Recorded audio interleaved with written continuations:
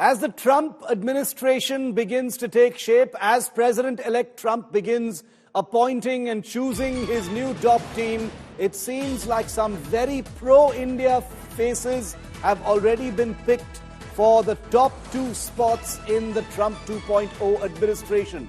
Big two positions have gone to politicians who have had a very hard pro-India stance in their politics in the United States. For instance, Mike Waltz, who is the co-chair of the India caucus in US Congress, has been appointed the National Security Advisor. He is a man who has routinely condemned attacks on India, Indian consulates. He is also a person who facilitated the Modi address to the joint session of US Congress in June last year, and also Secretary of State, while not officially announced just yet, is widely being tipped to be Senator Marco Rubio of Florida. Trump's big pro-India message in how the big administration appears to be shaping up. I want to bring in India Today's managing editor Gaurav Sawant live with us at this point. Gaurav, Mike Waltz and Marco Rubio, there are many other names for other positions, but just with these two, both persons, with a very explicit pro-India stance in their politics. Marco Rubio is the person who actually pushed and sponsored the US-India Defense Cooperation Act, which is currently under congressional review. Mike Waltz is co-chair of the India caucus in US Congress. What is the message here, Gaurav, and what does this mean for India? So it means Achhe Din for India very clearly. It means Achhe Din for those who are combating terror. It means good days and really good days for those who really want rules-based order. So let's take this one by one. If we were to talk about Mike Waltz first, he's a veteran. He's a veteran of multiple tours in Afghanistan. He's a colonel, a retired colonel. He's a Green Beret. The fact that he's an ex-serviceman who's had multiple tours of duty in Afghanistan is very clear. He knows the ins and outs of Pakistan state-sponsored radical Islamist terror. So he will be extremely, extremely influential in the Trump policy. Donald Trump, anyway, is seen a hardliner on Pakistani terror. Remember, he said we are giving them billions of dollars and they're using it to kill American soldiers. So where does that thinking come from? That thinking comes from officers or, soldier diplomats like, Mike Waltz. He's known as a warrior diplomat, point one. Yeah. Point two, he's very, very clear on how to deal with countries like China. He's very clear on how the US needs to deal with countries like Iran. If we were to talk about both Mike Waltz and Marco Rubio, Marco Rubio is likely to be Secretary of State. Again, so these are very, very important posts. A national security advisor is someone who's constantly advising the president on the country's national security, internal, external. When it comes to Secretary of State, he's the top diplomat of the country. Now, if we were to talk about Rubio, he'd be the first Latino. He's from Cuba, that origin. The first, Secretary of State coming from there. Look at the credentials. He's 53 years old, Vice Chair of the Senate Intelligence Committee, member of the Foreign Affairs Committee. Very clear on what needs to be done with Ukraine. He was the one who continued to oppose unlimited money and weapons being given to Ukraine. He wants an end to that war. Look at what statements are coming out of the United States of America these days, that the war that is being fought against Russia is the expansionist policy of the Biden administration and the North Atlantic Treaty Organization. So very clearly we will see a massive shift in the policy that was followed so far. And these are two names. Shiv, and you and I discussed some more names. There'll be more earthquakes, if I may, in several parts of the world. As External Affairs Minister Dr. S. Jaishankar very rightly said, some countries are nervous. India is not one of them. And India has got much to look forward to and lean into a new position. Even though this may not be an explicit message to India, the stance taken by both just these two politicians. And remember, when it comes to diplomacy, when it comes to partnerships, when it comes to strategic relationships, it doesn't get bigger in the United States political system than the Secretary of State, the President, and the National Security Advisor. This triumvirate really dictates what that policy and landscape looks like. You've got Trump on India's side, you've got Marco Rubio, who is staunchly pro-India, he is a China hawk, and you've got Mike Waltz, who has repeatedly condemned attacks on India and Indian consulates, and therefore it's very clear where these three men stand. Like Gaurav said, there will be more, but I want to tell you a little bit more about just the two that we are reasonably sure about. Let's tell you about these two positions and why they are so important and why we're interpreting this as a pro-India message. Number one, Mike Waltz. He's been appointed National Security Advisor. He takes over in January. He's currently the co-chair of the India caucus. Now, the highlights and what makes him important as far as India is concerned, he has called the US-India relationship the strategic relationship of the 21st century to the Atlantic Council just 2 weeks ago. Just 2 weeks ago is what he said. He has personally facilitated Prime Minister Narendra Modi's address to the joint session of the US Congress in June last year, which was a huge event. He has consistently gone out on a limb to condemn small and big attacks on India, including attacks on Indian consulates by Khalistani terrorists. Remember how Khalistani terrorists were given a safe haven under the previous Biden administration. That has to be taken very, very seriously. Next, we come to Marco Rubio. He's the senator from Florida. He's tipped to be Secretary of State, not confirmed just yet, but widely being reported as the next Secretary of State. He's currently the senator from Florida. Highlights from his pro-India stance include the fact, like I said, that he's the one who sponsored and personally pushed the US-India Defense Cooperation Act in July 2024. It's currently under congressional review. Under this act, there will be a wide array of exemptions for India to take forward the US-India strategic relationship. He has a hard stance on China. He advocates strong ties with India, has long advocated NATO-level relations with a country like India. He sees a rising India as a strong partnership as far as relations with the United States is concerned. Listen in to both these leaders. One appointed the National Security Advisor, the other all set to be appointed Secretary of State, on what they have said in the past about India. I serve on the Armed Services Committee. I'm a veteran of the Army. There were some very strong deals. The GE engine deal I was very happy to see. Predator, or the MQ-9 drones called Sea Guardians.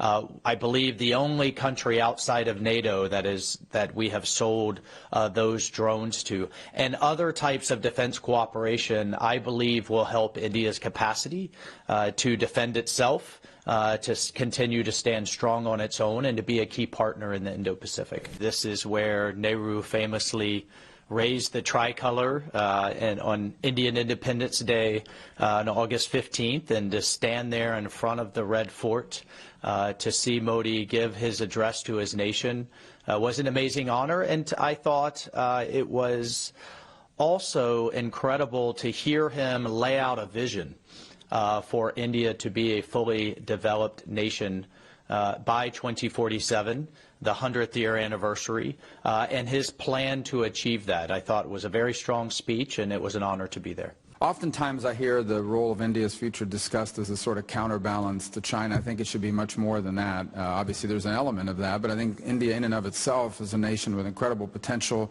and there's incredible potential in our bilateral relationship.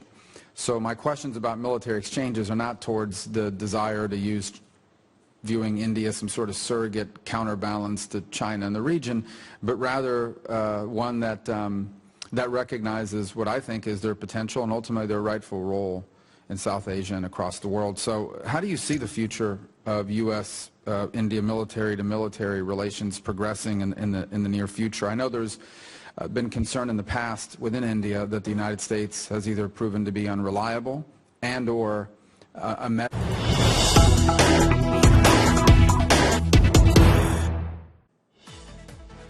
I want to bring in India Today's Gaurav Sawant back in on this. We've got some breaking news coming in first, and I'll bring Gaurav in on that. We've shown you what Marco Rubio is tipped to be the Secretary of State. Mike Waltz is confirmed as the National Security Advisor, but there are two more pro-India faces that could be joining Team Trump, is what we're hearing. This is not confirmed. It's still in the realm of speculation, but it is being widely reported that there is suspense over Trump's CIA director and there is suspense over Trump's Secretary of Defense appointments. There's huge buzz that Kash Patel, a close advisor to Trump, could be the next CIA director. He's just 44 years old, my age, and he could be the next director of the Central Intelligence Agency. There's also big buzz that Tom Cotton is tipped as Secretary of Defense. The head of the Pentagon could be Tom Cotton. Now remember, disclaimer of course, that this is all speculation. These two names have not been confirmed. Neither has Marco Rubio. Marco Rubio is almost confirmed to be Secretary of State. That announcement is likely to come very, very soon. But as far as CIA Director and Secretary of Defense is concerned, Tom Cotton, Kash Patel's names are doing the rounds. Gaurav, bringing you back in on this. Once again, Gaurav, sensitive posts of a security nature, the CIA, the Secretary of Defense, both names once again with a very distinct pro-India character. Well, Langley will be in the headlines in case it is Kash Patel. But even if he is not, so let's take this one by one. Very, very important positions both. Whether Kash Patel comes as CIA chief, he could well be, going to FBI according to some of the networks in the United States of America, or could be appointed as the Attorney General. But either ways, he's a fierce loyalist when it comes to Donald Trump, has been working with him very closely. In fact, his book is seen as the guide that Donald Trump will take to cleanse the system or drain the swamp in the United States of America. What has he said? Government gangsters need to be dealt with. Roadmap to end deep state's reign in the United States of America. And being a former Department of Defense official, he's someone who's dealt with it extensively. He's an insider who knows where the rot is, how to stem the rot, and how to ensure that it's the people who are powerful. I mean, that's the buzz in the United States of America. Let's talk about Tom Cotton for a moment. Senator from Arkansas, somebody again who's seen as someone who's close to India. If I could just take you back to 2016, remember there was that terror attack that had taken place at the brigade headquarters in Puri. That was Pakistan state-sponsored radical Islamist terror, after which India had launched a surgical strike. And you've written very extensively about the surgical strike, Shiv. So here was a leader in the United States of America who issued, perhaps one of the first to issue, a major statement and said that India and the United States need to deal with this threat of radical Islamic terror. And he's someone who's very clear about what needs to be done to deal with Pakistan state-sponsored terror, to deal with a country like an expansionist, neighbor of ours to the north. So whether it's China, whether it's Pakistan, whether it's to deal with countries that Israel is having to deal with, all of these people, one, very young, two, very clear in their head, and three, completely in sync with the thinking of US President-elect Donald Trump on what needs to be done internally and externally, Shiv. Stay with me, Gaurav. Geeta Mohan, our Foreign Affairs editor, just back from covering this historic election, is also with me live. Geeta, after some months of diplomatic upheaval and friction between India and the United States, the Indian Foreign Office is going to be quite chuffed about the friendly faces lining the Trump cabinet, at least so far. Mike Waltz of the India caucus, Marco Rubio, a staunch, pro-India senator from Florida, talk of Kash Patel and others doing the rounds right now. Good news for Indian diplomacy. Well, absolutely. Two very important, prominent people you spoke of, Shiv, but there are many others who are pro-India and are going to be in the Trump team, whether it's in the strategy level, the management level, public relations, so on and so forth. Gaurav was talking about Kash Patel. Let me tell you, one thing is very clear, that pro-India and Indian Americans are working, who are going to be a part of the Trump team. All are going to think for India, but they're going to think for America first. On that, yes, we're looking at Americans who have a better view and a more positive outlook towards India. On that count, there are two very important people you just spoke about, Marco Rubio and Waltz. the National Security Advisor who actually had chaired the India caucus. But Marco Rubio is very interesting. Marco Rubio is somebody who actually had introduced the US-India Defense Cooperation Act, almost likening India to any other non-NATO ally of America. And like Japan is not a NATO member, but almost like a NATO member. So non-NATO ally America. And that was what Marco Rubio did for India under the US-India Defense Cooperation Act. These are important aspects. You have to account for the fact that they actually think that India is somebody that they need to partner with, not just when it comes to economics. Well, there would be problems there because Trump has been hard on India when it comes to trade. But on the defense and strategic front, that the two countries are going to be aligned, that they think alike, and that India's interests in a way would be covered with what and how US views threats and what the threat perception of India and US look like. Geeta and Gaurav, thanks very much for tracking this. Remember, this is a developing story. With each day that passes, it looks like the President-elect of the United States is appointing more and more members of his top team, and we will be bringing you more of those. I'm going to analyze a little further where things are at. We'll be bringing in Sushant Sareen in just a moment. But before that, I wanted to give you a bit of a reality check. Now, viewer, many people will be tempted to say that this is overwhelmingly good news for India, but there could be some pain points as well. So I wanted to give you a kind of, a deeper kind of perspective of what improves for India under Trump 2.0 and what could pose a concern or a challenge. Let's look at the first aspect of strategic cooperation. What gets better? Stronger defense ties. Trump sees India as a counterbalance to China in the Indo-Pacific. What could get difficult is that inconsistent foreign policies, which have been a hallmark of Trump, could strain strategic trust. Then you've got the aspect of trade. Relations could get better. Reducing China's supply chain influence could boost India's exports. What could get difficult, however, is that Trump is tough on tariffs. Tariff disputes, like in his first administration, may return given Trump's protectionist trade stance, and that is not advantage India. Then you've got geopolitics. What gets better? Strong alignment on countering China's assertiveness in Asia, particularly via the Quad. But what gets difficult? Trump's unilateral actions could alienate allies, disrupting India's diplomacy. This is just a perspective of how things are being seen. Then you've got immigration and visas, very important. What gets better? Possible H-1B visa flexibility if tied to business interests. But what gets difficult?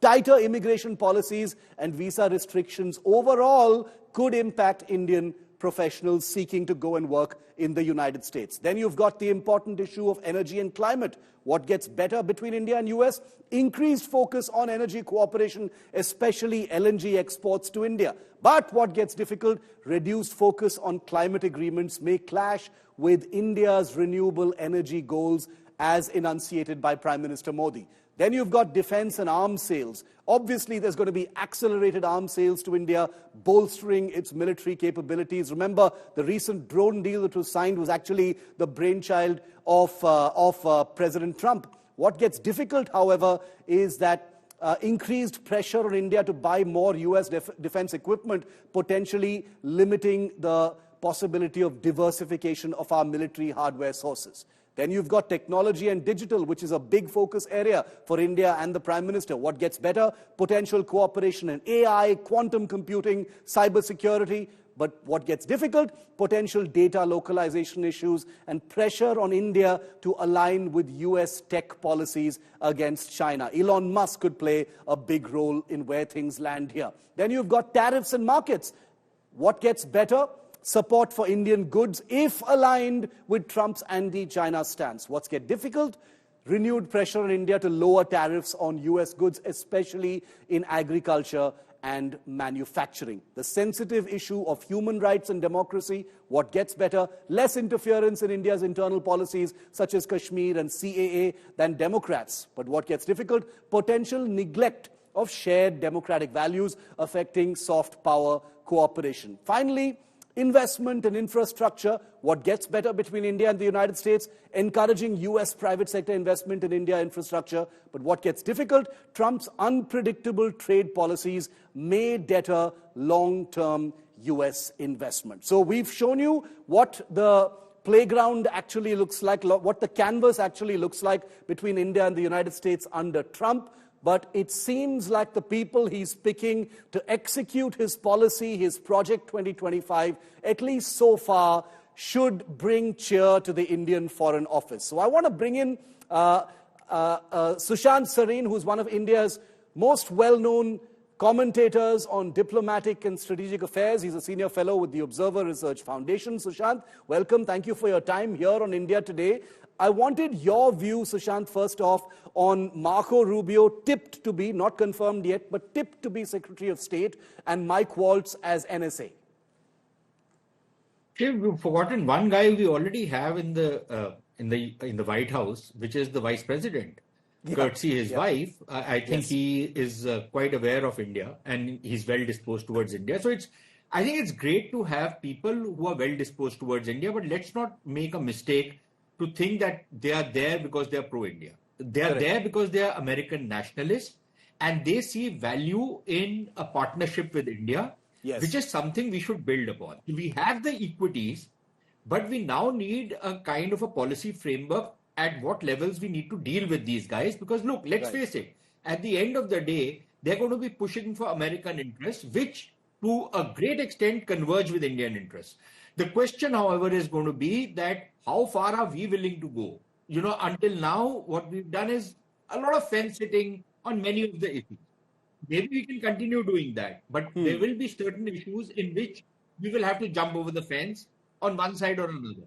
There will be lesser pressures on us, for example, on our association with the Russians, because I think the Americans also want a kind of a détente with the Russians. There will be certain pressures on us on Iran, which we think is important for us, not for any other reason, but at least to approach Afghanistan or have an alternate route to Afghanistan or to make an outreach into Central Asia. But on China, again, how far are we willing to go with the Americans is something that we will have to take a call on. And finally, on the transactional aspects, you know, that entire long list which you recounted, I don't see much of a problem in it. So, for example, if, you know, we are already diversifying our military supplies by going to the Americans. You know, rather than the Americans pressuring us that you only buy from us, we are actually buying from them as part of our diversification. Secondly, on this whole tariff issue, I think we also need to, you know, wake up and smell the coffee. We have negotiators who take great pride in being really tough negotiators, and like the Russians in the Soviet Union days used to say naps to everything. You know, you can't do that. You can't pretend that, everybody is going to be lucky simply because you are trading with them. That they need to be blessing themselves because you are trading with them. That's not the way trade works. So there has to be a quid pro quo. And I think we can negotiate good deals with the Americans. We might have to give in on some issues. We will take in some other issues. So let's learn to play this game without tilting at the windmills. You know, every time there is some kind of headwinds, let's not do that. We are a strong, confident country. We should deal with the Americans, as a strong country, not out of diffidence. And we should build upon the kind of equity which we will have in the incoming administration. There will, of course, be certain points of friction, as is normal in any, two countries like the US and India dealing with each other. But look at it this way. You know, when the Americans deal with India, it's a country which is ready to stand on its own 2 feet. We don't look for aid from America. We don't want, a free lunch from America. We don't want any of that. We stand on our own 2 feet. Unlike many of these European wannabes who are constantly, trying to depend upon the American coattails to pull their chestnuts out of the fire. We are not right? We are going to take care of our own defense, our own security issues. Yes, there will be a lot of areas in which we can cooperate with the Americans for better outcomes, which is what we should be doing. A lot of areas in which we can develop partnerships, not just with the US, but other US allies, which is what we should be doing. But we will also have to start making up our mind that this strategic chastity belt that we've tried around us, how far do we go with it?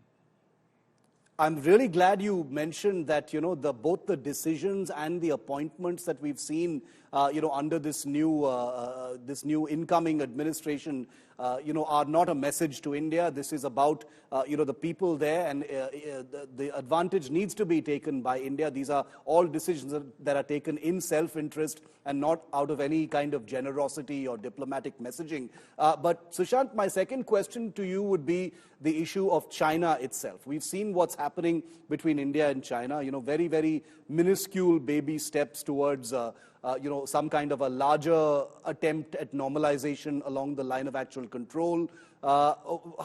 You've got people who've taken very hard, China hawkish stances, who occupy now the National Security Advisor's post, potentially the Secretary of State's post as well, and maybe others. How does that play as far as India is concerned? How will India be looking at that? Yeah, so look, at one level, it's good for us.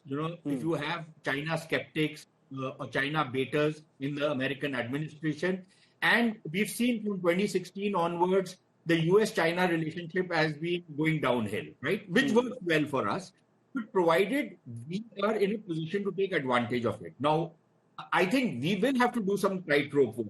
After all, we are right on the border with China.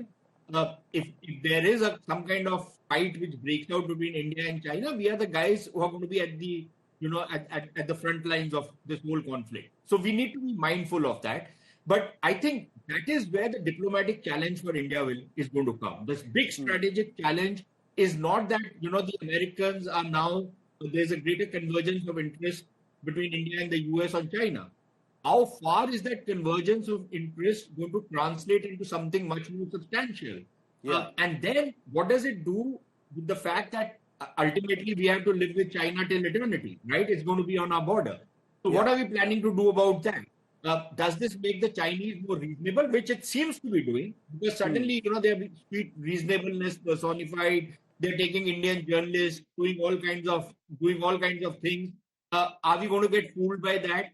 There is a certain wish list they've given that allows free visas, allow air traffic, etc., etc. How far are we willing to go and to normalize with the Chinese, given the fact that they are still not ready to address the border question? Forget the border question; they're not even ready to sign on where the LSE actually runs. They are resisting that since 2014. Something that Mr. Modi has made a very strong push for ever since he came into office in 2014. The Chinese have been balking on that. They've not been ready to negotiate on that or even talk on that with any degree of seriousness. So the point is that this is a kind of a diplomatic tightrope walk that we will have to do and see how best we can maximize our national interests, in partnering closely with the Americans and also making the Chinese more reasonable. And entering into some kind of a détente, for want of a better word, with the Chinese. So let's see how we play this game. But I think our primary objective should be to profit from this partnership with the United States, to increase our own capabilities and capacities, to increase our knowledge economy.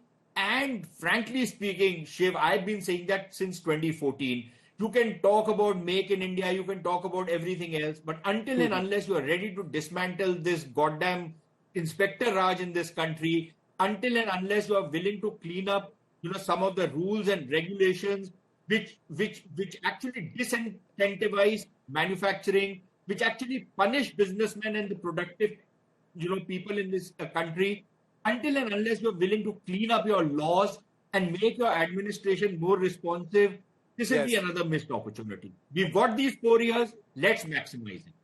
Let's see how we play this game, as you rightly put it. There are going to be some tough decisions to make. Thanks, Sushant Sareen, as always, for giving us, some difficult and challenging things to actually think about as we continue to report on how the Trump administration actually shapes up. There's no room for exuberance. It's a difficult journey ahead, but there is some room, at least for cheer, that some friendly faces finally appear to be in this US administration. You will see much more of Sushant right here on India Today as we continue to analyze how Trump 2.0 gets its shape and character. We've got some more breaking news coming in now.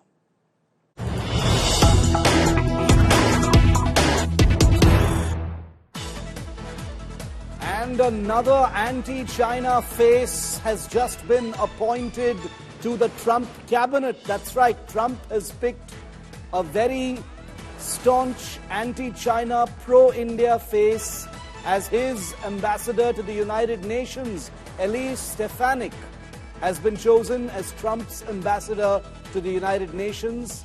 Nikki Haley, remember, was sidelined.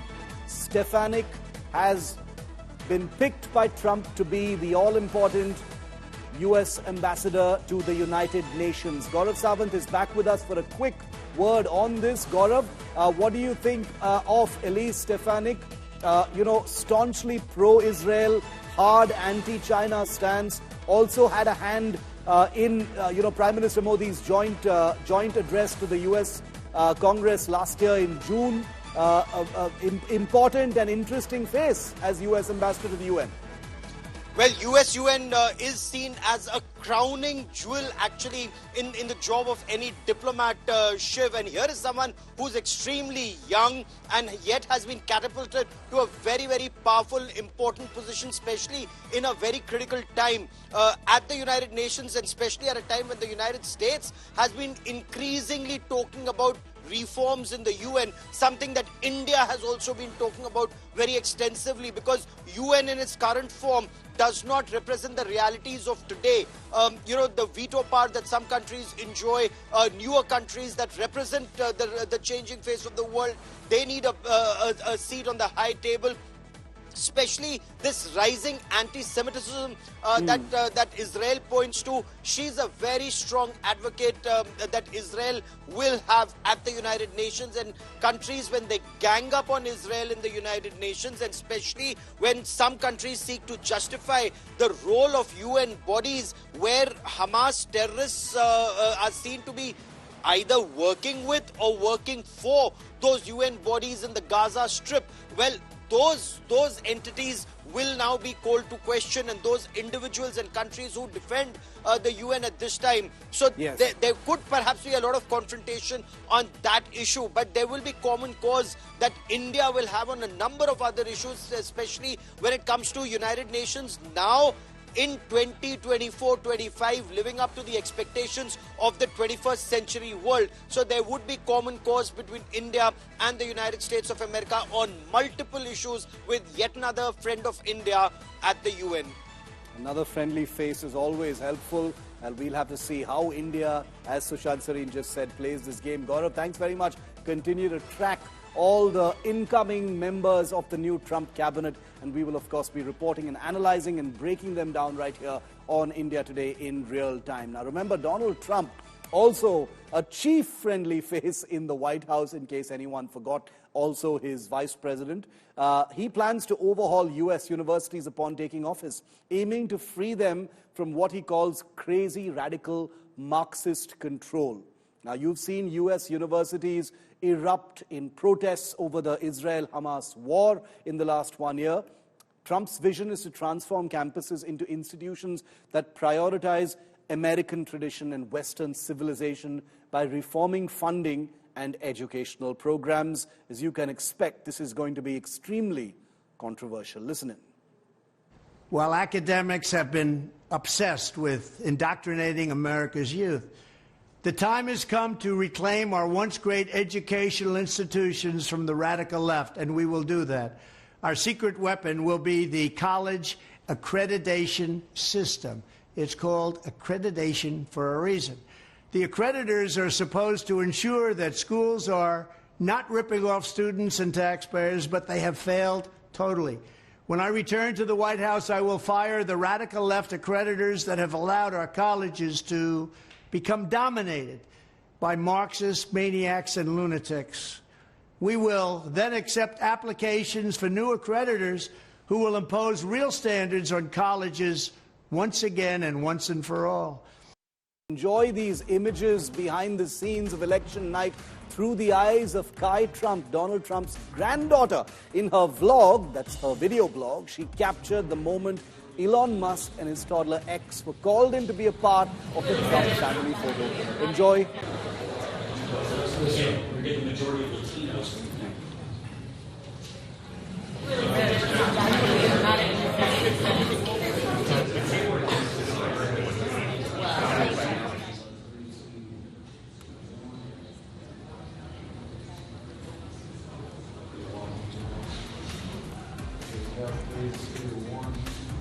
Canada is still very much in the Indian headlines, the land of maple syrup mounties, and as you've gotten used to, viewer, surrendering to Khalistani mobs. That's right, it's true. The Canadian police, that noble bastion of law and order, has once again proven its commitment to doing absolutely nothing when it comes to protecting Hindu temples from Khalistani threats, because that's the flavor of the season. Why safeguard your citizens when you can just cancel their religious events instead? Let me explain. Take a moment to appreciate this genius move, viewer. Instead of risking, actually doing their job and ensuring the safety of law-abiding citizens, the Canadian police have opted for the revolutionary new tactic of simply advising Hindu temples to shut down their events altogether. Brilliant. Why send officers to keep violent mobs in check when you can just ask innocent people to cancel their peaceful gatherings instead? In the latest case, and that's why I'm even sharing this with you, a consular event at a Brampton temple called Triveni that would benefit persons of Indian origin of all religions, including Sikhs, has been cancelled by that mandir because the Canadian police have basically said there's a Khalistani threat and you guys are all by yourselves. We cannot guarantee your safety. In other words, we cannot do our job. After all, nothing says public safety quite like telling the targets of intimidation to just stay home and hide. But are you honestly surprised, viewer? Because I'm not. Have you forgotten what happened last week already? Just 7 days ago, when a Khalistani mob decided to spice things up by attacking the Hindu Sabha temple in Brampton, the same city, how did the Canadian police respond? You, of course, remember. They didn't disappoint in what can only be described as an act of unparalleled fairness and impartiality. They cracked down on the Hindu devotees. That's right. You know, those pesky, law-abiding worshippers who dared to gather at their own place of worship. But don't worry, they were really just being even-handed. Because if you're not arresting the victims, how will you keep the attackers happy? In this case, murderous Khalistani thugs. So let's not forget the cherry on this absurd Sunday. Among the rowdy protesters of that day, 7 days ago, was none other than an off-duty policeman from the Brampton police, this thug here. That's right. Canada is now in the business of having police officers moonlight as participants in mob violence. It's what you might call community policing, except instead of protecting the community, they're participating in its intimidation. But really, let's not be too harsh on the Canadian police. It's a tough job deciding whether to uphold the law or cater to the whims of an extremist faction that openly disrupts public peace and order. And clearly they've chosen their side. In fact, why stop here? Maybe next they'll just advise synagogues to close down during anti-Semitic rallies or suggest churches stay shuttered during Easter just to be on the safe side. After all, it's much easier to keep the peace when no one is allowed to exercise their rights. So let's have a big round of applause for the Canadian police for pioneering this bold new approach to law enforcement. Who needs officers standing guard at temples when you can just tell congregations to cancel their events and call it a day? And a special shout out to that off-duty officer who took serving the public to a whole new level by joining the very mobs threatening the public. Truly, this is the kind of leadership that makes and probably makes one proud to live in a country that's mastered the fine art of giving in to extremists. Bravo, Canada. Keep it up. And soon you won't have to worry about religious violence at all, because no one will dare to practice their religion in public anymore, except, of course, you know.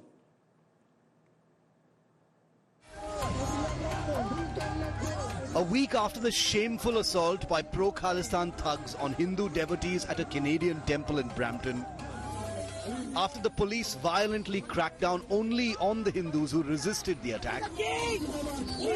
And after it was revealed that one of the thugs in the violent crowd was an off-duty local policeman, the Canadian National Police has actually managed to sully its uniform further. The Triveni Mandir, a Hindu place of worship in Canada's Brampton, has cancelled an Indian consulate event after local police cited significant security threats amidst the ongoing protests by Khalistani groups, and practically washed its hands of providing any security to the temple. Fearing violence and with no police reassurance against what they call extremely high and imminent threat level of violent protests, the temple has decided to play safe by cancelling an event that benefits persons of Indian origin across religion, including Sikhs.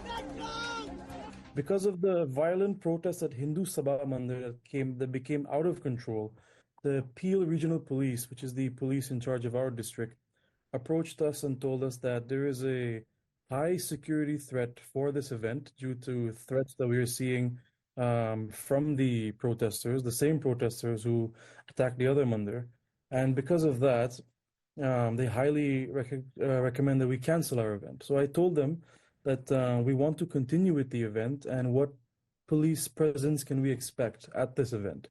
So the police then told us something which was very surprising. They said, we're going to provide you with a security assessment, and then we'll give you a quotation of the cost that it will take for the Peel police to come and protect this event. In a shocking open letter, the management of the Triveni temple says, we are deeply saddened that Canadians now feel unsafe coming to Hindu temples in Canada. We call on the Peel police to address the threats being circulated against Brampton Triveni Mandir and provide security guarantees to the Canadian Hindu community and the general public. Presumably under directives from his political bosses, Brampton Police Chief Nishant Durayappa is taking the easy way out, forcing temples to cancel their events rather than deploy adequate security to deter Khalistani mob violence. A sense of fear and anger is now spreading through the Hindu community in Canada, with a sense of abandonment by basic law enforcement, which seems keener to protect Khalistanis than allow citizens the basic right to worship in peace. Indian community leaders who'd much rather keep a low profile and go about their law-abiding lives are planning to get out of their comfort zone and organize a peaceful protest this week. It remains to be seen if the totally prejudiced Canadian police protects their right to protest. Bureau Report, India Today. And Pandit Yudhishthir, who is the head priest of the Brampton Triveni Mandir, the same temple that had been forced to cancel a consular event because the local police, the Peel police, basically said, we cannot, guarantee your safety or the safety of your congregation. He joins me live now from Brampton. Pandit Yudhishthir, you are a member of the board of directors. Tell us what this event was about. It was some kind of consular event. Why did you feel compelled to cancel the event after what the police told you, sir? As everybody is aware, we had a life certificate event scheduled on the 17th of November.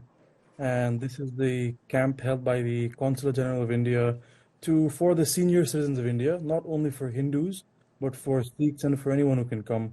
Because of the violent protests at Hindu Sabha Mandir that became out of control, the Peel Regional Police, which is the police in charge of our district, approached us and told us that there is a high security threat for this event due to threats that we are seeing from the protesters, the same protesters who attacked the other mandir.